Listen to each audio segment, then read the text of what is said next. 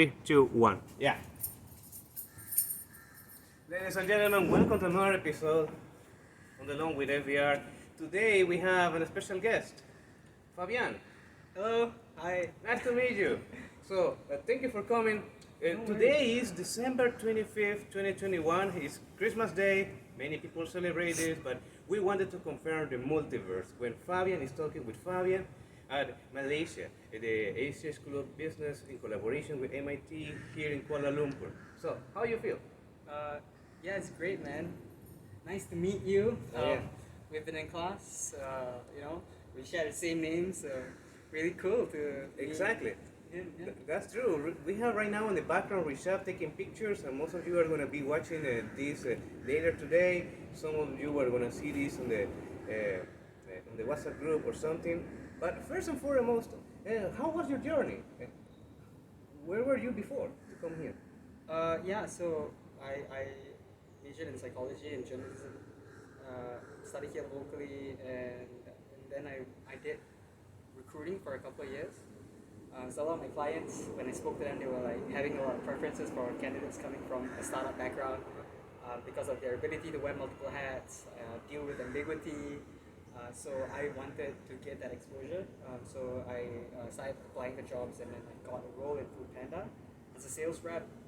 I spent about a year and 9 months there, and then I think one of my most significant accomplishments was signing the Baskin-Robbins deal here with over 115 outlets. I wanted a bit more leadership experience, but wasn't able to get it there.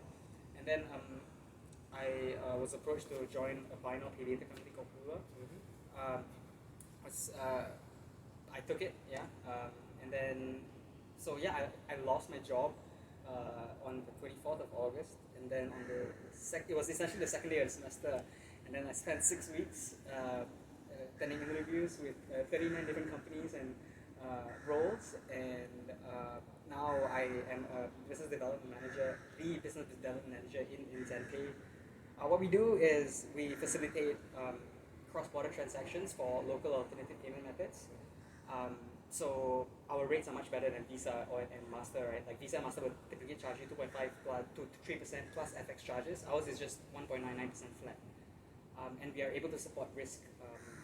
Means like we can bring on board adult entertainment businesses who typically wouldn't be able to get these payments from other companies, or gambling businesses, for example. So that's what I do. I'm a sales rep essentially. I work on demand partnerships, supply partnerships, merchant acquisition. Recently, we installed HubSpot as a company-wide CRM. We're on course to hire another 100 sales reps in 10 or so markets that we're averaging. We're active in. Essentially, the company was started from this company called Xanpool. Xanpool is an on-ramp for fiat to crypto, and we use some of that liquidity to facilitate the transactions that we have in ZenPay. Down the line, we'll be looking at giving the market our own loan products, for example, which that would be the next phase. So, I've got 5 years of experience post graduation. The past 3 years specifically in tech, and I always wanted to. I'm really passionate. I'm a libertarian. I'm really passionate about crypto in general and blockchain. So I wanted to work there, and then really thankful. In a sense, on paper the job was actually the correct pick based on what I wanted to do. The job, the office is in Singapore, and I would have to be working remotely at least for initially. And within this past 3 months, I managed to become a people manager, which I wasn't able to in previous jobs. We've installed quite a few projects and been quite an influential persona in the company. So this is my background, this is what I do, and some of my views. I'm glad that you mentioned this because people right here are going to be saying, wait a second, he mentioned about crypto, but is that feeling good? Many people have doubts about that. Correct. And I'm also happen to be playing with blockchain, cryptocurrencies, NFTs, metaverse, you name it. But people will be like, I don't know where to start. So, for the starters, what is crypto? So, if you ask me, crypto is divine intervention. It was put in place to completely replace fiat currencies. Um, and essentially what cryptocurrencies are is a decentralized store of value, and yeah, it's essentially what you want to make of it. If you as a business accept cryptocurrencies, then it becomes an accepted currency. And the only reason why it's not widespread right now, I think, is because people have things done in a certain way, and there's a lot of, say, people who want to take advantage of being able to scam people out of this information. But I think fundamentally, all someone needs to do to get into crypto, for me, is to just get into the ecosystem. Like maybe download Edge Wallet, buy $5 worth of Bitcoin every month if that's what you can afford, and just get using it, and don't make sure always know not your keys, not your crypto. I fully support that idea. When he mentions know your keys, know your crypto, is because a lot of apps right now allow you to connect your account with the, let's say, the Robinhood, the E-Trade or Gemini, Voyager, that allows you to trade. So you can buy and sell, but the problem is when you really want to withdraw or you want to put it to other place, you can't because the app itself constrains you. People remember back in early 2021, yes, it was this year, when the AMC GameStop happened. And many apps wanted just to hold where you wanted to sell, losing all your gains. So when Fabian says, know your keys, it's not your crypto, allows you to remember if you have the opportunity to get your private keys, so you can have your own holding of currency via cold storage or whichever, let's say a pen drive, that allows you to be mobile to wherever you want to go and actually start trading without taking care of the other apps that will ask always a lot of questions. I totally support that idea, and many people are still unaware, like, okay, I'm just gonna be playing this, but it's your own data, it's your own private keys, it's your own money. You are not gonna give your wallet, your physical wallet with currency to someone else saying, yes, just play with it. You really want to have it on your pocket. The same principle happens with the private keys. And I actually supporting that idea. It's still not widespread yet. And something that people really want to get it, to learn a little more, is that, okay, how they can get into this, how they can start, but then they face so many scammers. Like, have you seen one of those scammers recently? Like, they want just to say, okay, invest in this coin that is gonna go all the way, but then all of a sudden, when they already got a lot of people, it goes down. Those rock pools, or those, let's say there is a lot of coin projects that they have a lot of people already with the money, and they just want other people to just to buy it, and in the very last minute, those founders just put the currency out, and then pretty much it's gone. Agreed. Yeah. So so the company I work for, Xanpool, the unit that I sort of represent is the fiat unit, right? Like the ZenPay, where we are able to accept alternative payment methods. So the ZenPay part of the business is the business that targets fiat sort of companies, where the Xanpool product targets crypto native businesses. So whenever I represent ZenPay and I speak to people who are from the fiat world, I would never mention crypto because they would start having a lot of their guards up. So we would then have to say, how are we facilitating these transactions? What liquidity are we using? So I speak to supply partnerships, like in Philippines, like there is this PSP, payment service provider, called DragonPay. So we sign partnerships with them. So we let other partners know, potential partners, that we have partnerships outside of the crypto sort of business that we are using to facilitate these transactions. So in that way, whenever I never mention crypto at all, it gets their buy-in. So yeah, I think people have to slowly sort of just come away from the narrative that crypto is dangerous. Crypto is not safe. Essentially, if you look at the global population and the populace that is actually given access to financial services like credit cards or something even simple as a bank account, right? There's a significant population, probably like over 50%, who doesn't have these services, right? Like, if you have a phone and you have access to the internet, you're essentially someone who is able to be banked in the crypto, sort of world. And I think that brings up a lot of different opportunities, right? Like, so I, from a crypto sort of perspective, am very bullish on privacy, in a sense where the major of my portfolio is just major privacy coins, and I have a bit of ETH, a bit of BTC, a bit of USDT, right, ready to buy whenever I want to. So the other stuff are Monero, Pirate Chain, Daro, Equilibria, and yeah. So these are sort of coins that I'm interested in. Like the majority of my sort of portfolio is still in BTC right now, because I think it's not alt season, right? Like once BTC rallies and people start looking for something cheap to buy, I think that's when alt will rally. Like in a sense, I still have the majority of my liquidity in crypto within BTC, but as a sort of store of value and a utility perspective, I think privacy would be the main thing. Like for me, like things are shaky, right? Like the Evergrande thing. If a country sort of isn't able to sort of allow its citizens to withdraw money, and they shut off the internet and stuff like that, like I think it's important to diversify. But I think at that point, privacy, if the internet's not shut down, privacy coins will be the first sort of group of coins that will be gaining the most traction. My views has always been privacy. Like I think it's not just the drug dealers or people who have really bad sort of financial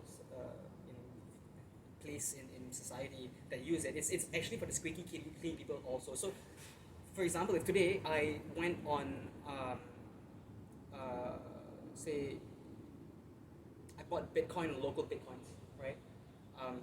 And I just pay him and I withdraw the money from my local Bitcoins escrow into my crypto wallet. There's a strong possibility that your identity within the whole KYC crypto world, like Kraken, Binance, there are situations where you can just get banned because that BTC is not clean, right? Like people think that crypto in general is private, but it's not, right? Like BTC, there's a track. Like if someone from who accepted money from a drug dealer sends you BTC, right? People would know that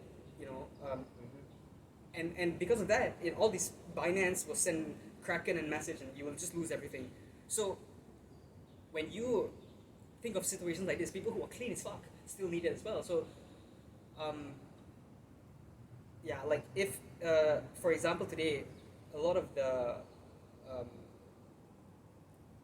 if you do not keep your crypto in a hard wallet, and people know how much you have in it, they have the ability of even your soft wallet to hack you, right? So leaving trails by transacting with BTC is not safe. So a unit like Monero or Pirate Chain or Daro is very important in terms of just safety, right? It's telling everyone, like even Ethereum, right? Like Ethereum is not private. All of the private smart contracts that you have, all of the so-called you think private smart contracts that are actually able for everyone to sort of scan, right? And that's not good for businesses. So I think privacy is the biggest thing that people are missing in thinking about crypto. Yeah, it's true, because when you are doing the transactions, there is this smart ledger that you kind of get access, and it's public. How many times have you seen, let's say, there is a channel called Cofzilla. Hi, Steven. That's the main guy of Cofzilla channel. That he always says, oh, look at that. This artist is trying to promote a crypto. So they go and find the wallet of the guy and how much they got just to do the advertisement. It's because everything is public. And you may say from the other side of the debate, look at that, but all those narco people are just using this to hide their things. And it's like, really? There is something called the US dollar, where a lot of narco people has been using that for a while, and nobody wants to say, hey, look at that. There is a track for the US dollars to use that to launder the money. But this is why it's not banned, because people have the confidence to use that currency to do transactions, let's say to buy oil or to buy bread or whatever it is. So that narrative usually doesn't find any progression moving forward. Now, Fabian, previously to start this episode, you were discussing with Rishab about a region called Latin America. Yeah. Tell me what comes to your mind when you hear Latin America? Me, I think freedom. Where the person? I will be very discreet about it. Just this one. Yeah, let's keep going. It's fine, right? Yeah, it's fine, it's fine. So, okay, this is going to be a bit political, and I'll try to keep the conversation as free from politics as possible. But I think Latin America is probably, this could change at any moment, right? The best place to be right now because of leadership that has declared war on Big Pharma. Because of that, I think a lot of, the clubs are banging, right, in Mexico. Look at KL, it's just, nightlife's dead, like DJs are turning to OnlyFans to keep the life going, right? So, in a place like Mexico where if the cartels don't agree with something, they do something about it. So to me, those are freedom fighters, right? So I would want to live in a society like that, where the people have the power, rather than a centralized authority without any competition telling you what is right and what's wrong. So I'm very bullish if I were to be able to buy a house right now. I want to live in Mexico, I want to live in Nicaragua or El Salvador. I think because of their also, they're very open to crypto. So yeah, I mean, it was, for OG crypto people, right, to see little girls going to a taco stand and paying their tacos in Bitcoin, it's a dream, right? Like, so yeah, that's my view on Latin America, man. Yeah, going back to the crypto talk, you can actually buy beer or tacos using the Bitcoin Lightning Network. And it's up to you how many Bitcoins you really want to pay, but now it's available. Now, in the concept of freedom, I saw a lot of people in Latin America have a different perspective because they always have the notion. I was born in Ecuador, but I live in Texas many years. They always say, yeah, we need a dictatorship so things can be better, or we need order so we don't need to deal with the politicians. And it's like, but you know that you are free, like you're a human being, that you can go wherever you want. And that concept is still a little hard for some people in Latin America to say, can I actually go wherever you want? Yes, unless they say you need a passport or a work permit or the like of it. If we move backwards like 60 years ago or 80 years ago, there was no such a thing like a passport and you cannot go one place to another. A friend of mine, Ibrahim Ahmed, he was he's third generation from Palestine, but he is from New Jersey. His grandparents used to move from Palestine to London and nobody stopped him until after the World War II when they were going to issue passport, and he's like, why? How many love stories have been broken because I cannot be with you because of the passport or the work permit? And it's like, come on, it's only 60 years. And I believe that this is going to be moving forward once people go towards space and they realize we are all from the same planet Earth. All of those things are going to be easy. But freedom itself is a concept that is still fresh on the minds of the human beings. I remember discussing this with somebody.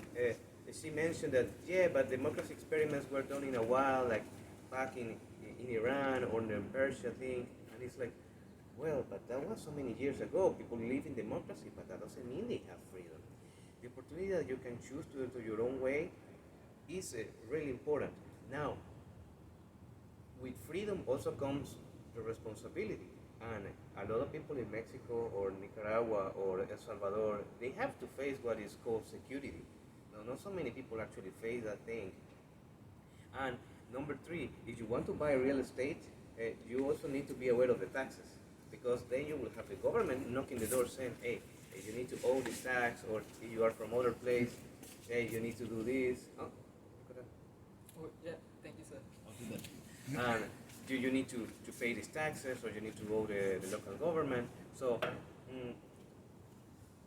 my suggestion is talk with more people from a particular country. Let's say if you want to talk with more people from Mexico, talk with people from Mexico. I guess we have 3 people in our cohort that they know how things are going. If you want to talk from El Salvador, I don't know which one is from El Salvador.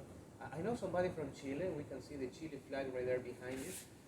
Next to the Malaysia flag and the Mexico flag, there is somebody from Eduardo's and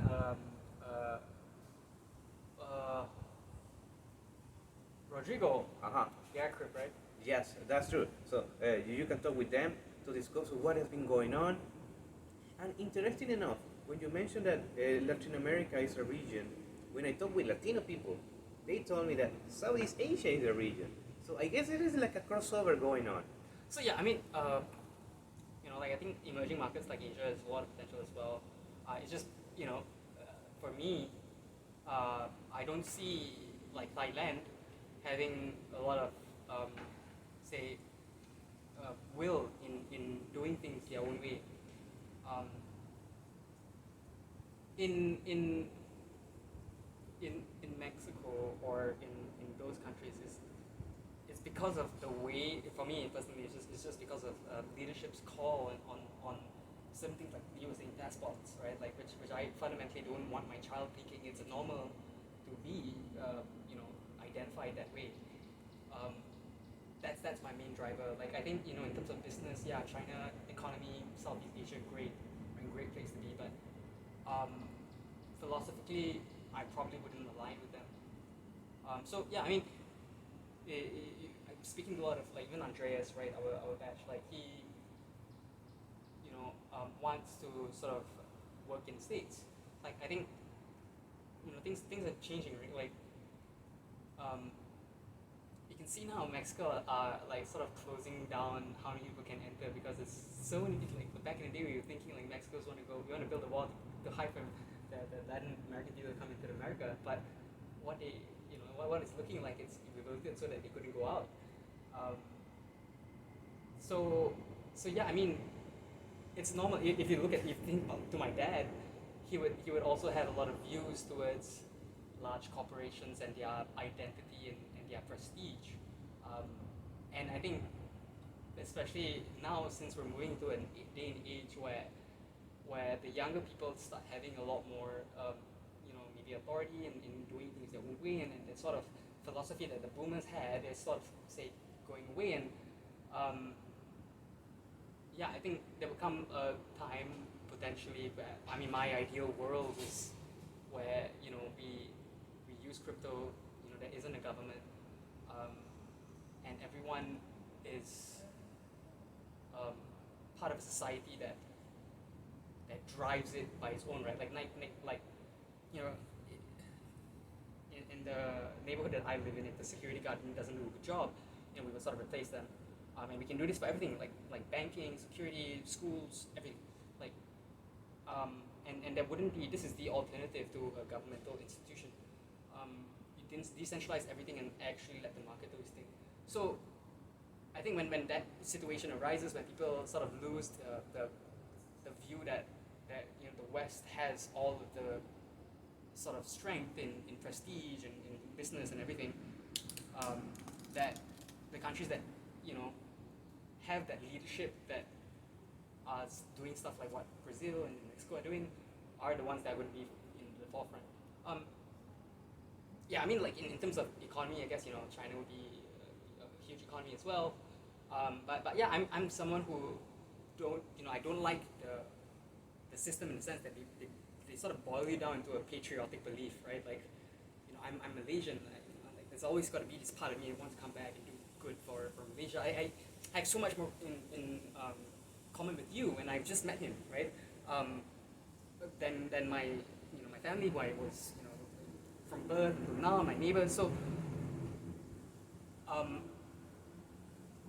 yeah, I see a world that wins,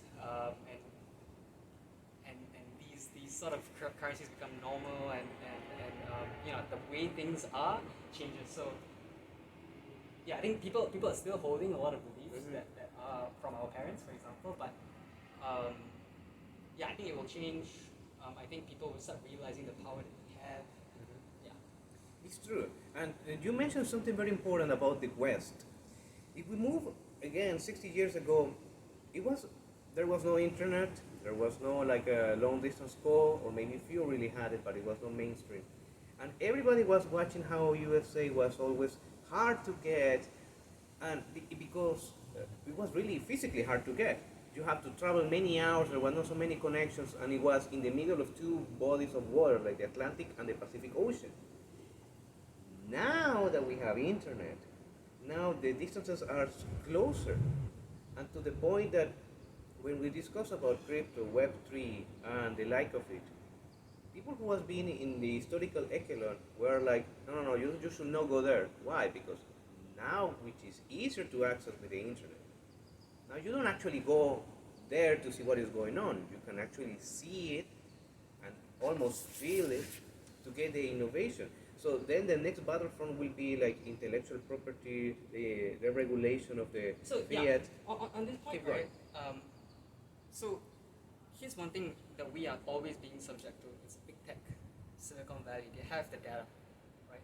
But what people don't realize is in crypto, Bitcoin in its original design, right? If you read the white paper, it tells you with the introduction of this technology, we do not need to be reliant on big tech, on Silicon Valley. We can own our own data.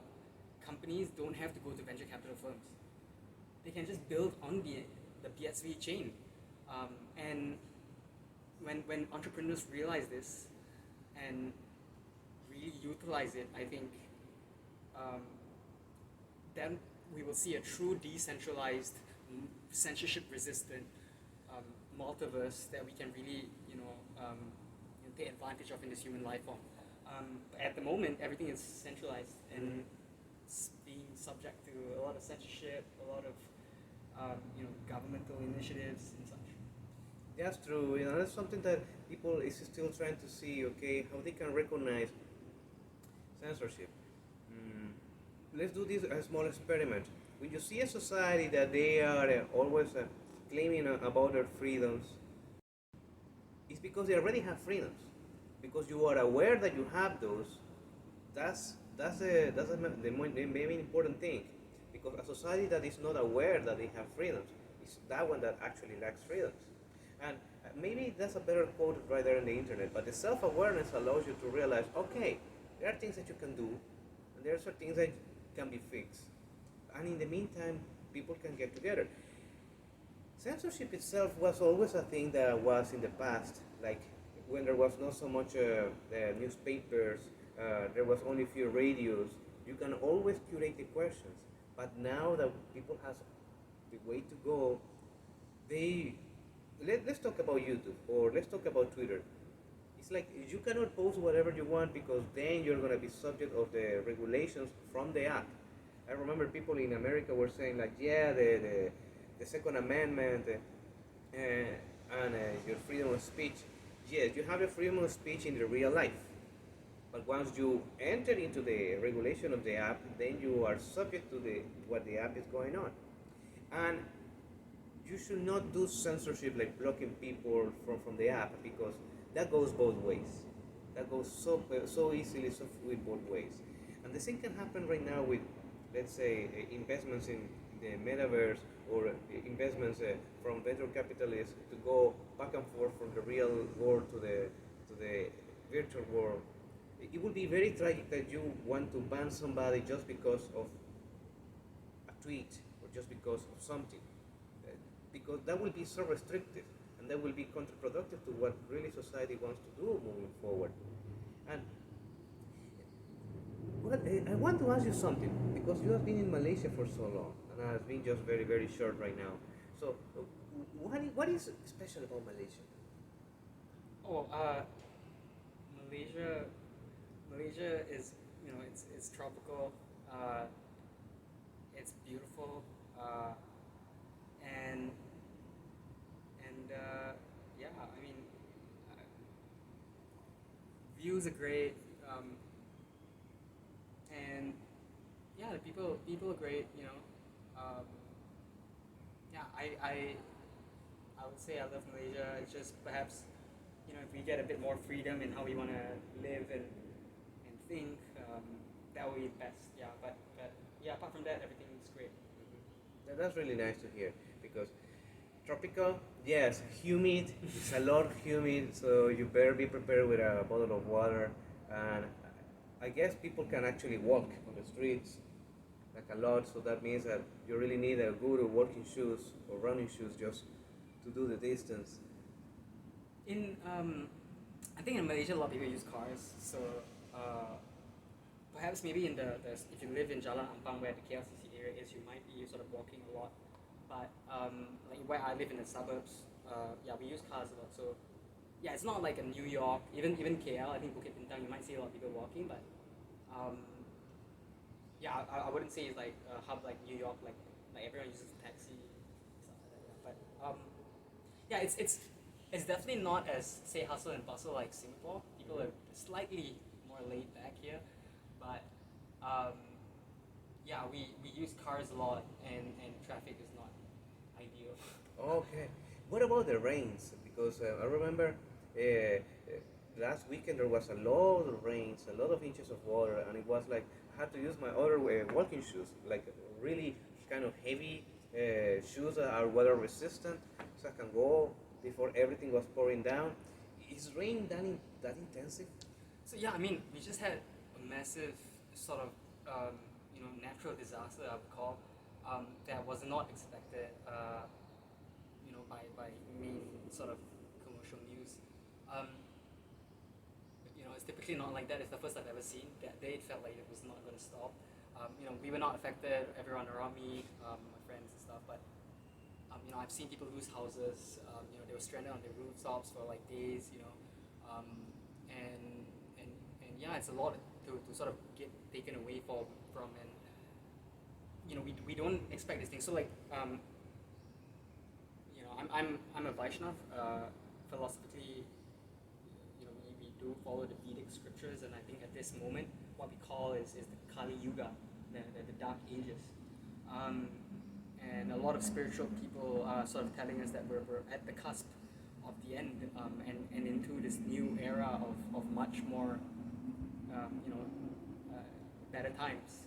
So, yeah, I think certain things will be hit, like supply chains, produce, stock up on things that you can eat because those stuff is going to go up in prices. If the internet shuts down, you want stuff to diversify. So yeah, I mean,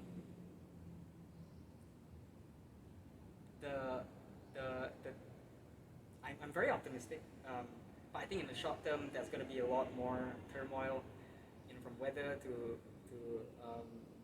say just political climate.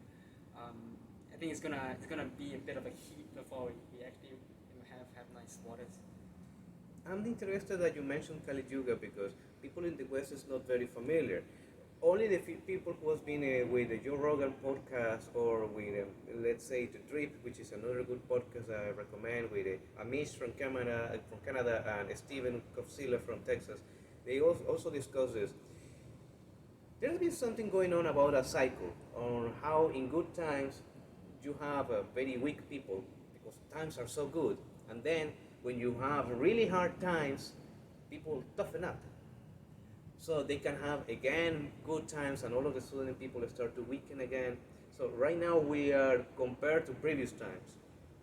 We have to recognize it. We are relatively weak to our ancestors, and what you mentioned about Kali Yuga, the darker times are ahead, like the supply chains and other things that we rely on are going to be really hard to get. Some way, somehow, it's going to toughen up most of us, if we aren't already toughened up. So one of the good advices will be, okay, let's start toughening up on ourselves. Like, go in.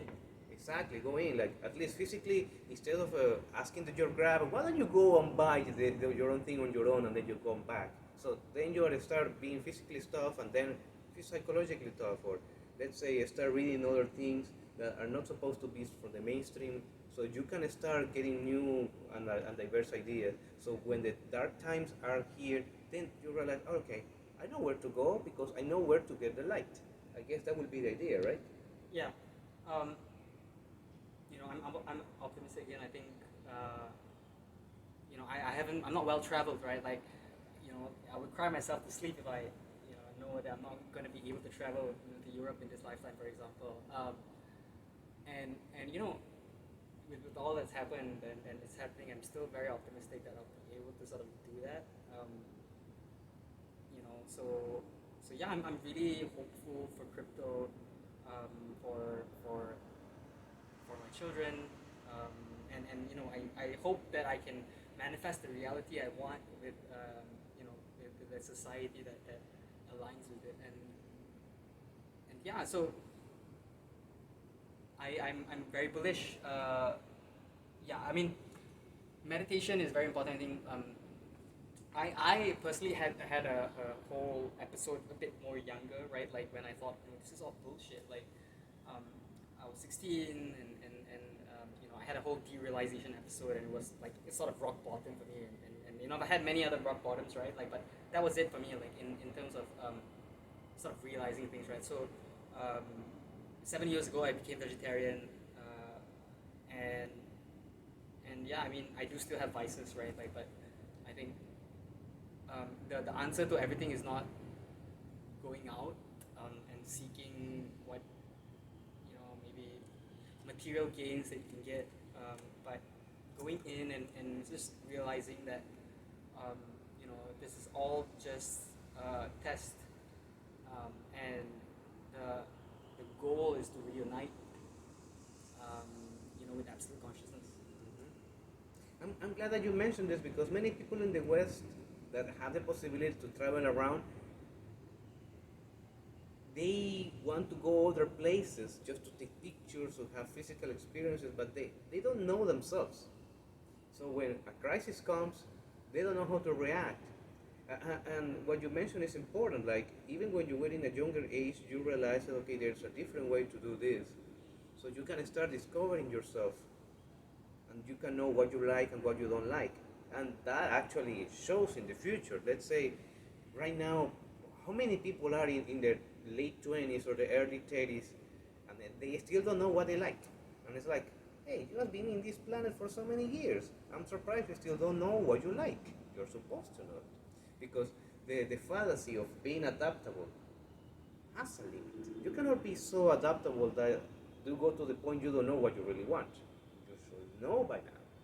And the same can happen also for younger people who are still trying to discover what they want to do in their lives.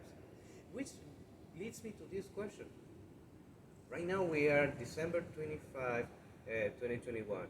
So what would you say to your younger version of yourself if you had the opportunity? What advice you will give to your younger self? Yeah, what you thought was cool isn't.